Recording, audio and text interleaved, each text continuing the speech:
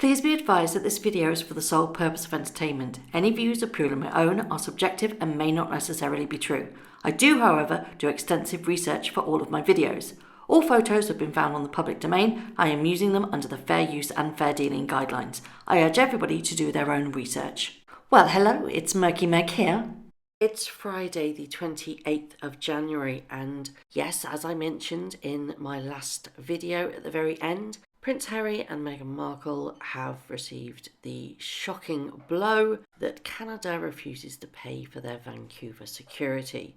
And that also asks the question, so will British taxpayers now have to foot the entire bill? I don't think we're ever actually going to get an answer on this, on how much or the proportion of payment that we will be paying towards their security. I suspect the lot, but I don't think we'll ever actually get down to the bottom of it. More information has actually come out with regards to this statement by the Royal Canadian Mounted Police. They have actually been protecting the couple and their child since November last year. Now, they didn't actually tell the Canadian taxpayers that they were stumping up half of Harry and Meghan's security. It turns out that yes, you were. So to my Canadian followers and subscribers and listeners, how do you feel about that one? Do you think you've been slightly duped by knowing that you have in fact been contributing to their security since November?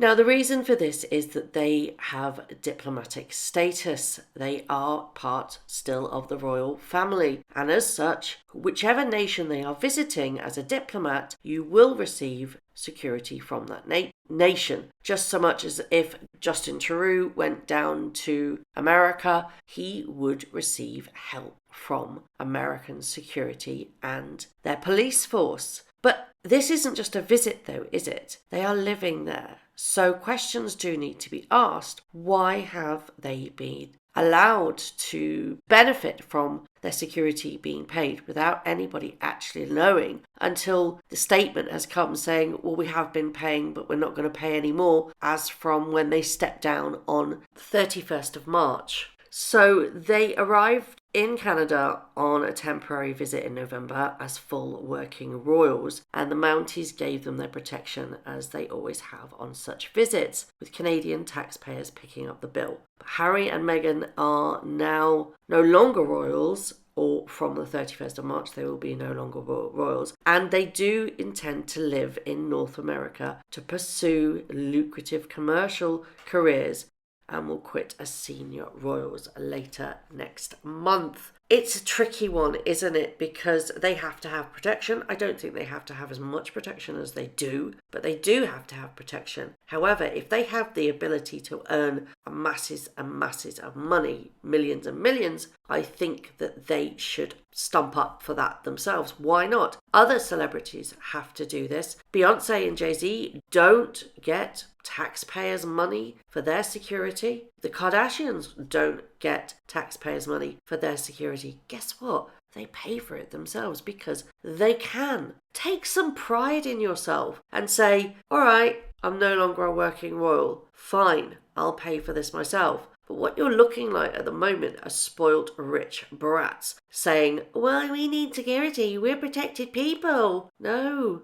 pay for it yourself. Act like an adult. So this will now have to go back to our government and our Home Office because they are ultimately responsible for what we pay for. What do you think our Prime Minister and Priti Patel, who is actually head of the Home Office, is going to say at the estimated costs of £20 million per year? Do you think that they are going to stump it up, or do you think that they will have to seriously look? At the moment, we are in an NHS crisis. With the coronavirus that is just going around the world, it's going to turn into, I believe, a pandemic. And reports are now saying that some people won't get treated on the NHS if it turns into a pandemic, because the elderly and the infirm just won't be treated because they don't see a point in treating somebody who is over 80 or 90 if they get coronavirus. We are struggling. Shouldn't this £20 million go towards something that matters? I'm not saying that their security doesn't matter at all. Far from it. I think that they need security. but they are multimillionaires in their own right. Either they pay it or it comes out the Duchy of Cornwall. I don't think the taxpayers, the way that we have been treated, should pay. Turns out also that Harry's trip to Edinburgh wasn't so eco-friendly after all. Yes, he went on a eco-ish friendly train, but he actually booked out the entire first class carriage, 44 seats, to himself and his entourage, there and back. What?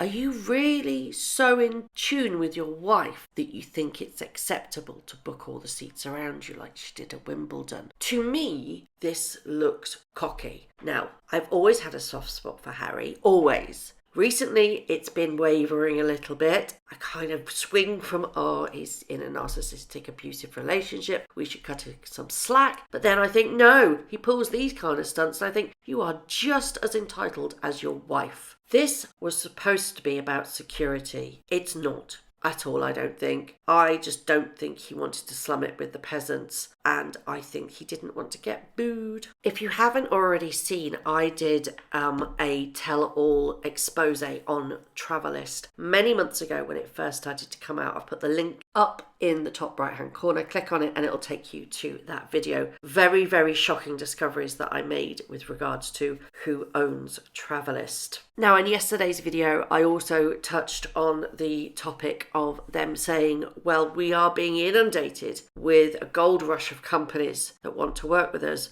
Again, I don't think you are, love, because the Express are saying Harry warned doors will be closed for him and Meghan Markle after royal exit. This is rebutting the fact that they say that everybody wants to work with them, and Harry has actually been warned his decision to leave his position in the royal family will close doors to both him and Meghan as the royal couple seek to forge international ties to support their non-profit project. This was done by Max Foster. Now, he is a CNN Europe correspondent, and he's been reporting on Meghan and Harry's upcoming departure. He says that what you have to remember is that Harry's grown up, being able to ask for help, free help from anyone pretty much. They won't be open to him anymore. He also continues that the Duke and Duchess of Sussex will have to sell their image to gather the support that they need for the future pursuits, but warned that the royal couple have no experience in making business with the celebrity scene. So,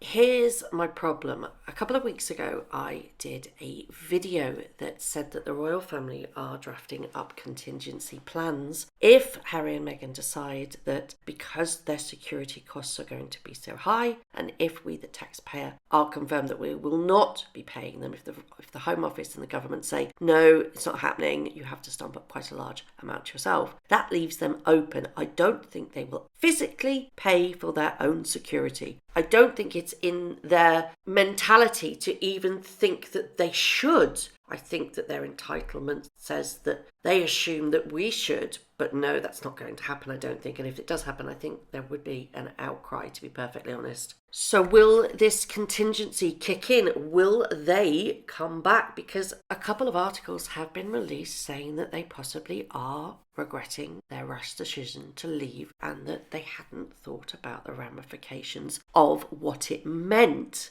So, will this contingency plan kick in and will they be allowed to come back to the UK? Don't think they'll be allowed back into the royal family at the moment. Maybe. The deal's not signed yet, is it? So, it's not past the 31st of March. Will that deal be ripped up and forgotten? And if it is, if they are allowed to come back to live in the UK, to receive the sovereign grant, to be working members of the royal family again, how will the public feel about that? All of this hassle that we've gone through for absolutely nothing to have changed. All publicity. Everybody's been talking. The whole world is talking about Meghan Markle. This is what she wanted. We know that she wanted to break the internet. She hasn't quite done it yet, though, has she? She must be really, really angry about that. One of her first PR meetings with Sunshine Sachs was, I want to break the internet. You haven't done it quite yet though, have you, love? So anyway, that's all from me today. I am spending the day out and about. As you can hear, I'm a little bit froggy. I've come down with a teeny weeny cold, but I'm still fighting fit. So I will see you all very, very soon. As always, let me know what you think of the issues that I have raised in this video. Thank you very much for watching. If you haven't already, please subscribe to my YouTube channel, hit the notification bell and also that like button. I'd like to take this opportunity to thank all of my followers for all the tips and all the emails, DMs that everybody sends to me. It really is greatly appreciated. So thank you very much for watching once again.